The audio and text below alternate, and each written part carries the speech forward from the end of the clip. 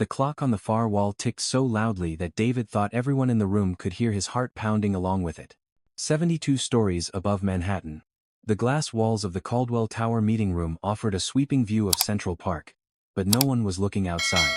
All eyes were locked on a boy in a faded gray hoodie and scuffed sneakers who stood trembling but unyielding in front of a long walnut table. 5 minutes, said Richard Caldwell, his voice as cold as the skyline behind him. Fix this deal, or you and your mother are done here. He didn't raise his tone. He didn't have to. The weight of his presence pressed on everyone in the room. Executives shifted in their chairs. A secretary froze with her stylus midair. Grace Johnson, clutching the handle of her cleaning cart by the door, felt her breath catch. She wanted to pull her son out of the room, back to the safety of their Bronx apartment, but it was too late. David had stepped into the fire. On the screen at the end of the table, a video call with 3 stern-faced men in Milan flickered. They were frustrated, arguing in rapid Italian, their voices overlapping. A $50 million contract hung by a thread. One mistranslation away from collapse. Caldwell's jaw tightened. He leaned close to David, his cologne sharp and overwhelming. One mistake. He murmured so low only the boy could hear. And she's out. Do you understand me? David nodded, though his throat felt dry as paper.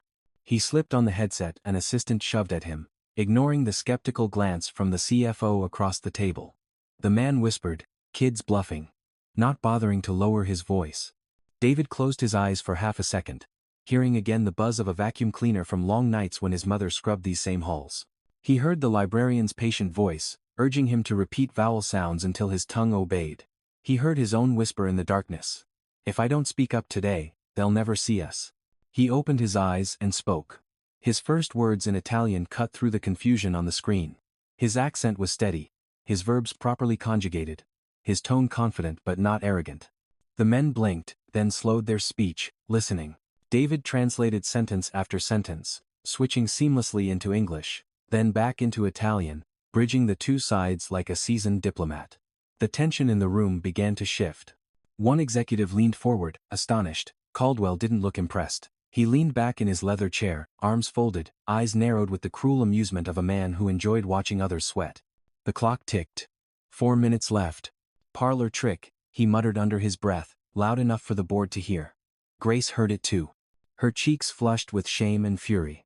But she kept her eyes down, gripping the mop handle until her knuckles whitened. The call dragged on. At one point an Italian investor demanded clarification on a legal deadline. Caldwell cut in impatiently, tossing out a word he thought he remembered from his years of expensive schooling. David froze. It was the wrong word. The investor's brows furrowed. Their legal counsel whispered urgently off-screen. The deal teetered. David stepped forward, heart hammering. "Allow me, sir," he said. And before Caldwell could object, he spoke directly into the mic, carefully correcting the phrase, explaining the nuance, restoring the meaning. The Italians nodded. One even allowed a small smile. Relief washed over the boardroom, though no one dared show it. Caldwell's expression darkened. To the outside world, the boy had just saved him from a multimillion-dollar blunder, but Caldwell saw something else. Defiance. No child, especially not the son of a janitor, would correct Richard Caldwell in his own boardroom. He slapped the table once, startling everyone. "Enough," he barked. He ended the call with a flick of his hand. The investors disappeared from the screen. Silence lingered. Every executive seemed to shrink into their seats. Grace stepped forward timidly, her lips parting. "Sir, please, let me finish my shift. Rent is due Friday." Caldwell cut her off with a slice of his hand. "Out. Both of you. I don't care if the boy can juggle 9 languages. He embarrassed me in front of partners. You're finished here." A ripple of discomfort passed through the room. One man cleared his throat as if to protest but thought better of it. Another woman stared at her notepad, unwilling to meet Grace's eyes. The cleaning cart rattled as Grace's trembling hands pushed it toward the door. David stood frozen. His pulse pounded in his ears, but his mind was sharp.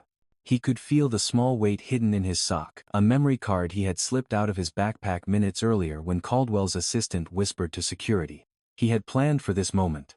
He had known arrogance would lead Caldwell to overplay his hand.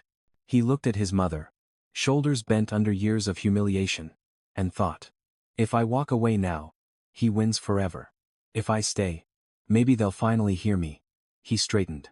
The boy in the hoodie, too young for ties and briefcases, lifted his chin in a room built to crush him. The clock ticked again. 3 minutes left. Everyone waited for him to break. Instead, David reached for the control panel of the screen. Grace gasped. David. No. His fingers hovered, steady now. Over the buttons. Caldwell rose from his chair, his eyes narrowing into slits. What do you think you're doing, boy? David met his gaze without blinking. Showing you, he said quietly, that words have consequences. The air in the room turned electric. Executives leaned forward. Security moved closer. Grace covered her mouth, torn between terror and pride. Caldwell sneered, but there was a flicker, just a flicker of doubt in his eyes. For the first time all morning, he wasn't certain how this would end. And neither was anyone else. David's fingers lingered near the controls, his eyes locked on Caldwell's. But the boy's mind was already racing backward, slipping into memories that burned as brightly as the fluorescent lights above the boardroom. The sound of the clock ticking on the wall merged with another sound in his memory. The steady whir of a vacuum cleaner echoing down the narrow hallways of Caldwell Tower at midnight. He remembered sitting cross-legged on the linoleum floor of the janitor's closet. The glow of his second-hand laptop balanced on a bucket. His mother humming gospel under her breath as she scrubbed the restroom sinks. That was where the dream had begun. He had discovered language not in classrooms lined with polished desks, but in the dusty corners of public spaces most people ignored. The Bronx Public Library had become his cathedral. He remembered the feel of the plastic library card in his hand, its edges cracked from overuse. He would slide it across the counter, and the librarians, always weary but kind, would nod at him like he belonged there. Even when his hoodie smelled faintly of bleach from his mother's shifts. The library had become his secret weapon. A sanctuary where the hum of old computers and the shuffle of newspapers created a rhythm of determination. He had once been mocked for pronouncing a French word too loudly in the reading room. The older kids had laughed, calling him Janitor Jr. He had blushed, but when he turned back to the page, he remembered his mother's words. Knowledge is the only thing they can't take away from you. That night, he had written it down on a sticky note and taped it to his wall. It was still there, curling at the edges, next to a map of the world he had pinned with borrowed pushpins. Grace had always worked with her head bowed, polite and deferential to everyone in Caldwell Tower. David hated seeing it, but she reminded him of the pride she kept tucked inside. One day, she whispered once, while wringing out a mop, people will look at you and see more than a uniform. Her hands were cracked from chemicals, but her voice was iron. The memory dissolved as Caldwell's command boomed again in David's head. 5 minutes. Fix this deal, or you and your mother are done here. Now. Standing in the gleaming boardroom, David inhaled slowly, grounding himself in the lessons he had built night after night. He recalled the librarian who had lent him a set of worn CDs for Italian pronunciation, and the old man from the neighborhood who once corrected his German at the bus stop. Even the immigrant woman selling tamales outside the subway had given him new Spanish idioms in exchange for helping her grandson with homework. Every fragment of knowledge had been a brick in the fortress he carried inside. Caldwell thought he had cornered a child, but David had walked into this room with years of quiet preparation humming in his veins. Grace shifted by the door, watching him, her face caught between fear and faith. She had begged him that morning not to tag along on her shift, but he had insisted. He had known something was coming. He had overheard Caldwell on the phone, mangling Arabic terms in a call with investors. The kind of mistake that could sink a deal. He had realized that the very ignorance used to belittle people like him might be the same weapon to expose the arrogance of power. The janitor's son had decided he would not remain invisible. A month earlier, in the library's dim back room, he had plugged headphones into an old desktop and practiced Arabic phrases until his tongue twisted around the syllables with precision. The word for urgency. The distinction between contracts and deadlines, he had memorized them like a soldier memorizes commands. He had also read about New York's recording laws, printing out statutes on one-party consent. He tucked those printouts into his binder, along with flashcards of Russian verbs and Mandarin tones. To anyone else, it might have looked obsessive, but to David it was armor. And then came the elevator ride, the spark he hadn't planned but instantly recognized as an opportunity. He had been carrying his mother's bucket when Caldwell entered with his vice president. They hadn't noticed him in the corner. They had spoken freely, arrogantly, dismissing entire groups of employees based on skin color and birthplace. David's stomach had churned, but his hand had slid into his backpack, switching on a tiny recorder. Later, as he replayed the words, his anger had settled into clarity. The boy who once memorized French verbs in the shadows was about to confront the man who ruled from a penthouse office. Now, back in the boardroom, the echoes of that recording vibrated in his memory like a drumbeat. He was no longer just a boy translating for investors. He was the guardian of proof, the holder of leverage that could topple reputations. He swallowed hard, forcing his gaze steady. Caldwell's voice sliced through his reverie. "Well? Are you going to stand there like a mute, or prove you're more than a sideshow act?" A ripple of laughter, nervous and restrained, passed through a few of the executives. David felt the burn of humiliation, but he also recognized the trap. Every sneer, every dismissive glance, they were rehearsed moves in a power game Caldwell had played for decades. But David had prepared in silence for just as long, or so it felt. He took a small step closer to the screen, adjusting the headset. "Gentlemen," he said softly in Italian, his voice carrying a new steadiness. "Let us clarify the matter of deadlines. The term should be interpreted as entro la fin del trimestre, not what was said earlier." The Italians froze, then nodded vigorously. One muttered, "Assato," relief breaking across his face. The deal, fragile seconds before, seemed to steady. Behind David, Grace's eyes welled with tears she quickly wiped away with the back of her hand. She had watched her son grow into this moment, but she hadn't realized just how ready he was. David muted the mic briefly, turned toward Caldwell, and for the first time allowed himself a whisper of defiance. "Words matter, sir. Even yours." Caldwell's eyes narrowed to slits. He leaned back, lips curling into a smile that didn't reach his eyes. He tapped his gold watch, the gesture deliberate, reminding everyone of the power he thought he alone commanded. The clock on the wall ticked louder in David's ears. He could still smell the cleaning chemicals on his mother's hands, could still see the sticky note on his wall, could still hear the librarian's patient encouragement. He had stepped into this room carrying all of it, and he wasn't leaving empty-handed. 3 minutes left. The boy from the Bronx stood taller, the hum of the city beneath the tower rising like a chorus. And though no one else knew it yet, the battle lines had already shifted. The air in the boardroom was thick with tension, like a storm cloud refusing to break. David stood near the screen, headset still in place, his small frame dwarfed by the gleaming conference table and the imposing figures seated around it.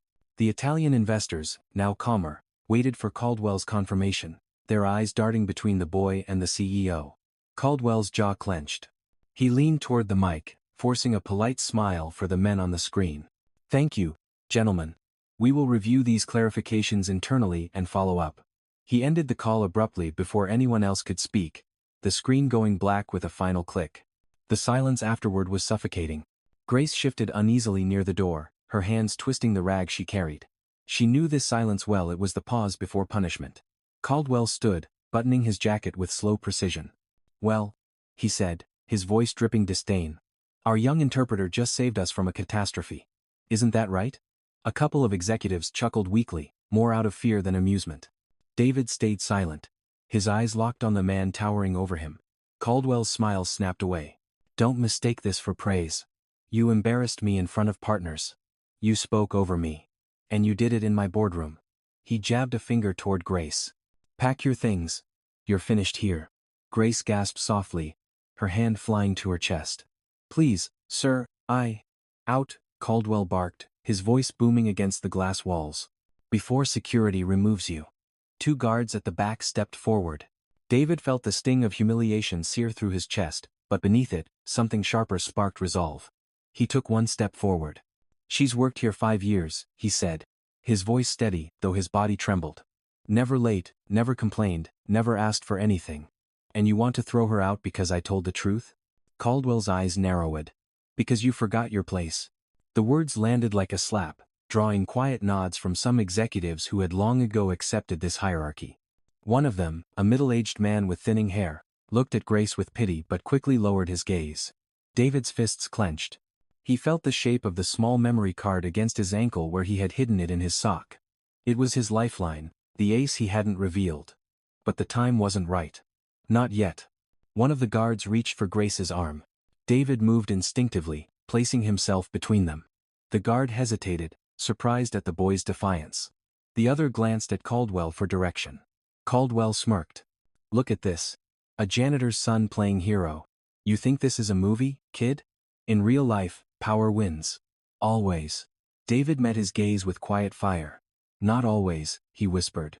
A ripple of whispers spread around the table. The executives, though silent, felt the crack in Caldwell's composure. For years he had ruled with arrogance, and now a 14-year-old was standing in open defiance. Caldwell stepped closer until his shadow swallowed David. You want to prove something? Fine. Translate this. He barked a phrase in Arabic, sharp and fast, confident the boy wouldn't follow. David didn't flinch. He repeated it back, perfectly, then added a correction. Caldwell hadn't even realized he'd mangled. The room went dead still. Caldwell's smirk faltered.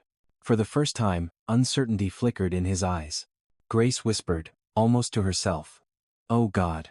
The CFO leaned forward, whispering to his neighbor. He's right. That boy just corrected the boss. The guard stepped back, uncertain. Caldwell clenched his fists, then exhaled slowly. Parlor tricks, he repeated, though his voice had lost some of its bite. Anyone can memorize phrases. David shook his head. Not anyone. It takes years of practice. Practice you never noticed because you never looked at us long enough to see. Caldwell bristled. Enough. This charade ends now. He turned sharply to security. Escort them out. And make sure they don't come back. Grace's knees wobbled. She reached for David's shoulder, urging him to comply, to walk away quietly. But David stayed rooted. His heart pounded, but his mind was clear.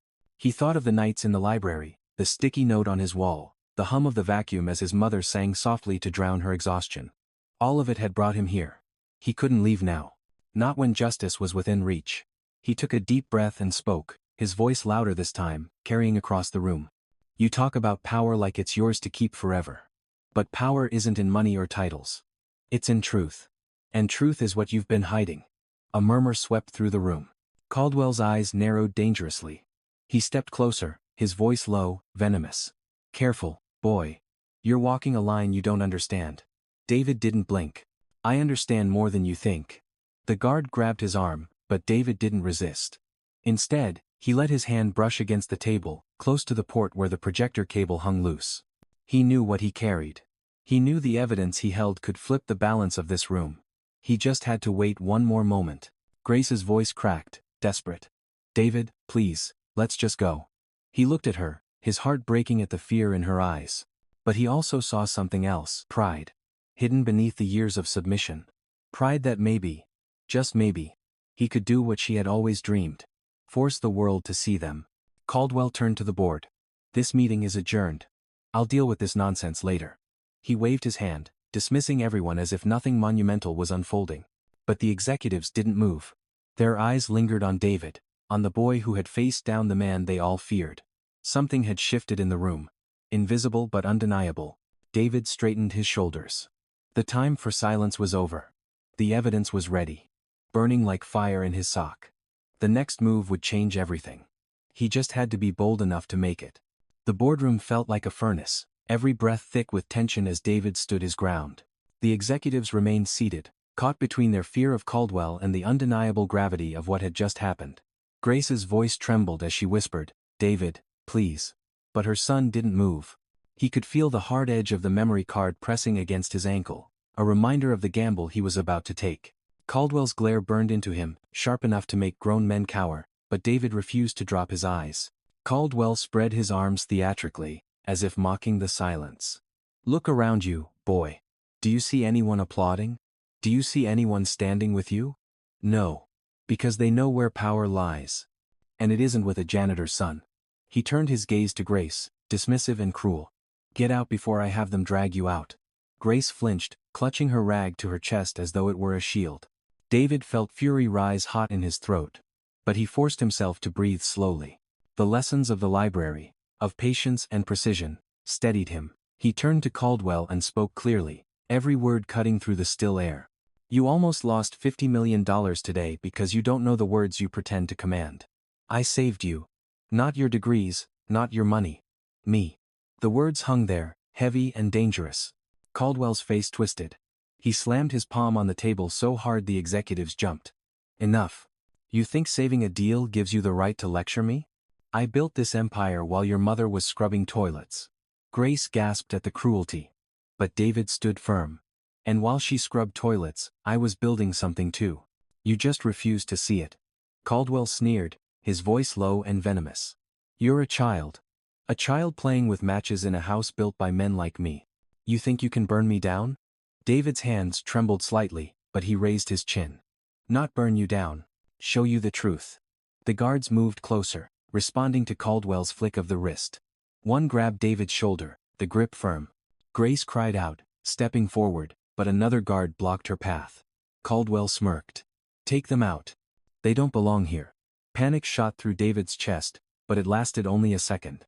He let the guard's grip push him slightly toward the door, then twisted just enough to yank his arm free. In that motion, he reached down, pulling the small memory card from his sock. He held it up between two fingers, tiny but gleaming under the fluorescent lights. You might want to reconsider, he said softly, but his voice carried across the room. Caldwell's eyes narrowed, his smirk faltering. What's that supposed to be? David stepped back toward the table, his heart hammering. Proof. Of who you really are. The executives leaned forward, curiosity and unease flickering in their faces. Caldwell scoffed. Childish bluff. David moved swiftly, plugging the card into the port on the projector cable. For a breathless moment, nothing happened. Then the speakers crackled, and Caldwell's own voice filled the room. The recording was unmistakable. These black Americans are all the same. Lazy, uneducated, always blaming others for their failures. That's why I only hire people who fit the right image for the company. The words, cold and unfiltered, echoed through the boardroom. Grace's hand flew to her mouth. Several executives froze, their eyes wide. The CFO muttered. My God. Caldwell's face drained of color. Turn that off. He roared, lunging toward the projector. But David was quicker, slamming the control button to lock the playback. The recording continued, damning and clear. Caldwell stopped short, his rage meeting the weight of truth. David's voice cut through the recording. This isn't a bluff. It's who you are, on tape. Every lawyer, every journalist in this city would love to hear it. Caldwell's face twisted in fury. That's illegal. You can't record private conversations. David met his glare. New York is a one-party consent state. Perfectly legal. And considering what you just admitted, it's more than legal. It's justice. The room went still. No one moved. Every executive stared at Caldwell, the man they had feared for years, now exposed by a boy he had tried to humiliate. Caldwell's breath came hard and fast. He looked at the guards, but even they hesitated. They weren't paid enough to bury this kind of scandal.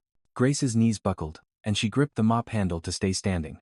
David stepped closer to the table, his eyes never leaving Caldwell. You have a choice, he said, his voice low but steady. You can keep pretending you're untouchable, and this recording will go public. Or you can prove you've learned something today. Right now. Caldwell laughed harshly, but the sound was hollow. You're blackmailing me. David shook his head. I'm offering you justice. For her. For everyone you've dismissed. His eyes flicked briefly toward his mother, then back to Caldwell. Promote her. Start a scholarship fund for kids like me. And hire me as a consultant. I've already saved you millions, and I'll save you more. Caldwell stared at him, chest heaving, torn between fury and fear. The boy stood calm, though his pulse raced like a drum in his ears. Executives glanced at one another. Some were already calculating the fallout, the lawsuits, the headlines. One cleared his throat. He did save us. And this, he gestured toward the speakers, where Caldwell's voice still lingered in the air. This is catastrophic if it leaves this room. Caldwell's hands trembled. For years, he had ruled unchallenged, his arrogance unchecked. Now a 14-year-old from the Bronx had brought him to his knees with nothing but preparation and truth. He looked at Grace for the first time, really looked at her. Not as the woman who mopped his floors, but as someone who had raised a child capable of dismantling him with a few words. Her eyes brimmed with tears, but behind them was dignity, fierce and undeniable. David pressed on. You decide. Right now. Justice, or exposure. But either way, the world is going to know the truth about Richard Caldwell. Caldwell's mouth opened, then closed. For the first time, he had no words. The clock on the wall ticked louder than ever, each second pushing him closer to a choice he couldn't escape. The silence in the boardroom felt like a verdict waiting to be read. Every executive, every assistant, even the guards stood frozen, eyes darting between Caldwell and the boy who had just flipped the balance of power. David's hand lingered near the projector controls, the recording still ready to play again at the press of a button. Grace's breathing was shallow, her hands trembling, but she kept her gaze on her son, astonished by the courage in his young face.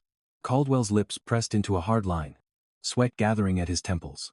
For decades he had commanded with wealth, intimidation, and fear. But here was a 14-year-old from the Bronx standing taller than any man had ever dared in this room. His voice, when it finally came, cracked slightly despite his effort to steady it. "Do you even know what you're asking?" David didn't flinch. "Yes. I've thought about it for weeks. Promote her. Pay her what her work deserves. Create a scholarship program for kids who don't get the chances your executives' children take for granted. And you bring me on, not as charity, but because I've already proven I can save your company." He slid a folder from his backpack, placing it on the polished table. "This is an analysis of your international contracts. Public documents. Mistakes your team made that cost you deals. I corrected them." Caldwell stared at the folder as though it might bite him. One executive, unable to resist, pulled it closer and skimmed the pages. His eyes widened. "Sir, this is correct. He's identified dozens of errors. This could recover millions." A murmur spread around the table. Caldwell's face darkened, but the evidence was undeniable. He looked at the boy, searching for weakness, for any sign that this was a bluff. But David's calm stare unnerved him. He wasn't bluffing, he was prepared. "You're a child," Caldwell muttered. The words more to himself than to anyone else. "Children don't negotiate with CEOs." David's voice was quiet but sharp. "Then maybe you've forgotten what it means to fight for something. Because when you stop believing children can change anything, you've already lost." The words landed heavy in the room, especially for those who remembered their own early struggles, long buried under years of corporate obedience. Caldwell tried to regain control. He straightened, smoothing his jacket. "And what if I don't sign your little agreement? What then?"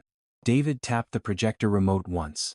Caldwell's own voice filled the speakers again, spewing prejudice that hung like poison in the air. The executives shifted uncomfortably, knowing this was the death knell of reputation. David clicked it off just as quickly. "Then every journalist in New York hears this by tomorrow morning. And you'll lose more than money. You'll lose everything." Caldwell felt the room tilt. He wanted to shout, to order the guards to drag the boy out. But even they looked uneasy. They weren't hired to take down children armed with the truth. His empire was crumbling in real time. Not from a competitor. Not from regulators. But from a teenager who had grown up watching his mother polish floors in silence. He lowered himself back into his chair, suddenly looking smaller against the vast windows behind him. Grace took a step forward, her voice trembling but firm. "Mr. Caldwell, I never wanted this. I just wanted to keep my job, to keep a roof over our heads. But my son deserves to be seen for who he is. Not dismissed, because of who I am." Her words cracked but carried dignity that no mop or bucket could erase. For the first time, some executives nodded. The CFO leaned forward. "Sir, if this goes public, we're finished.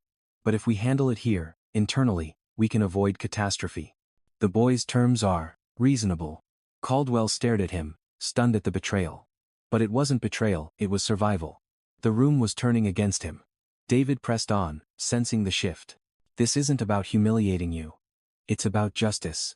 You talk about power, but real power is lifting people up, not pushing them down. You have the chance to prove you understand that." Caldwell felt the world spin. He wanted to scream, to deny, to crush this boy underfoot. Yet somewhere deep inside, a truth clawed at him. David was right. He had forgotten his own beginnings, the hunger, the desperation that had once driven him before wealth hardened him into arrogance.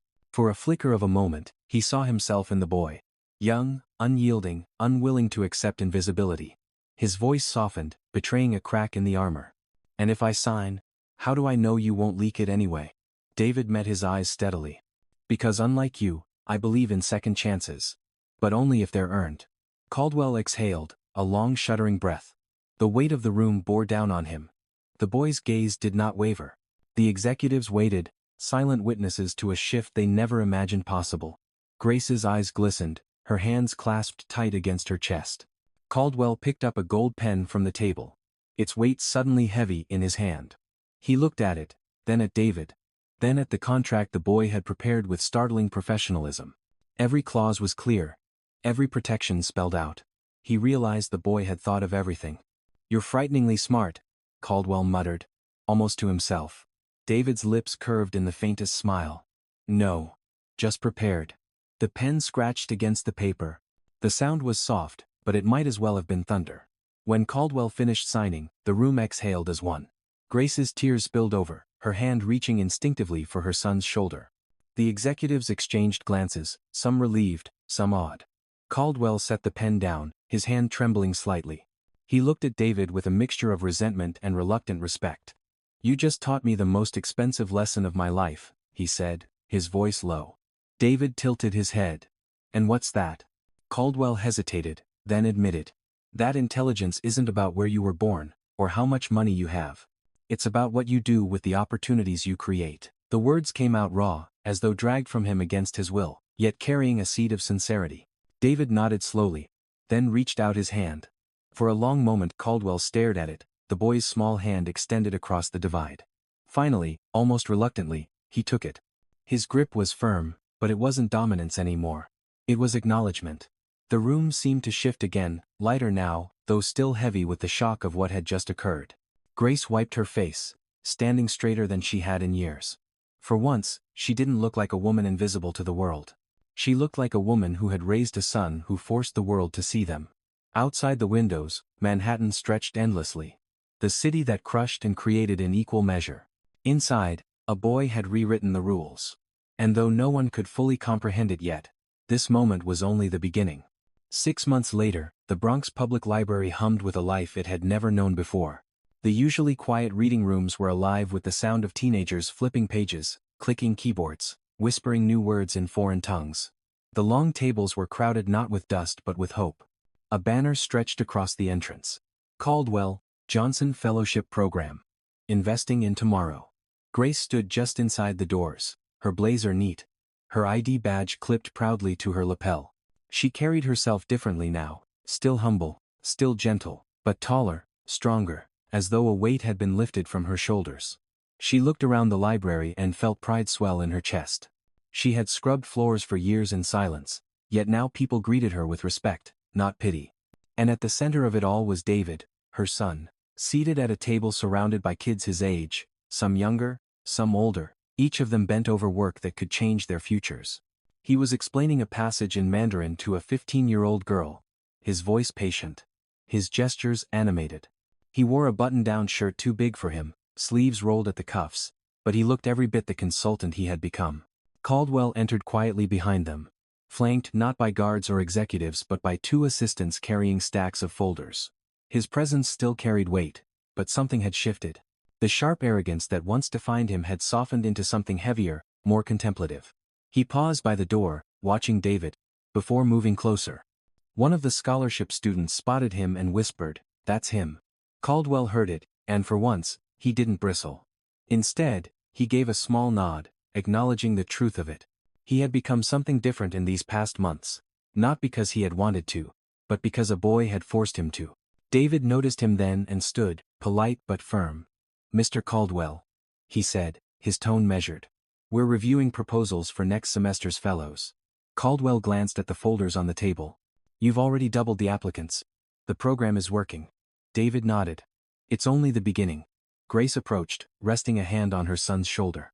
"He hasn't slowed down once," she said softly, pride thick in her voice. Caldwell studied her for a moment. He remembered the woman bowed over a mop, terrified of losing her job. Now she stood with the quiet authority of someone who had earned her place. He turned to David. "You saved me once, whether I deserved it or not. And you've saved this company millions since. But more than that, you've reminded me what I forgot." David tilted his head. "And what's that?" Caldwell exhaled, his voice almost a confession. "That I wasn't always the man I became. I came to this city with nothing. I clawed my way up. And somewhere along the way, I started thinking money made me better than anyone else. You forced me to look in the mirror."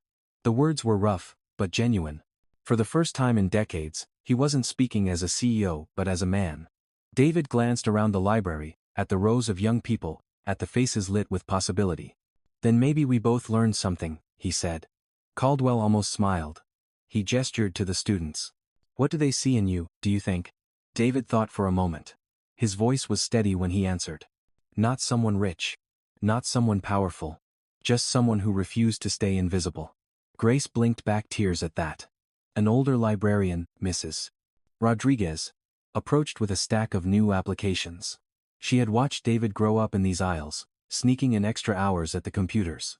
She placed the stack on the table and said, "When you invest in kids like this, you're not just changing them.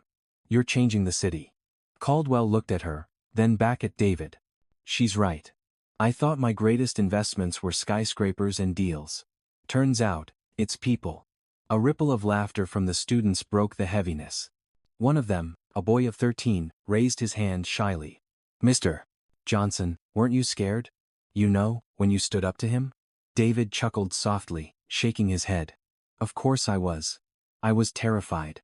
But my mom taught me that the worst failure is letting someone tell you you're worth less than you are. So I'd rather risk everything than accept that." The boy nodded slowly, absorbing the words like scripture. Caldwell listened too, the truth of it landing harder than he expected.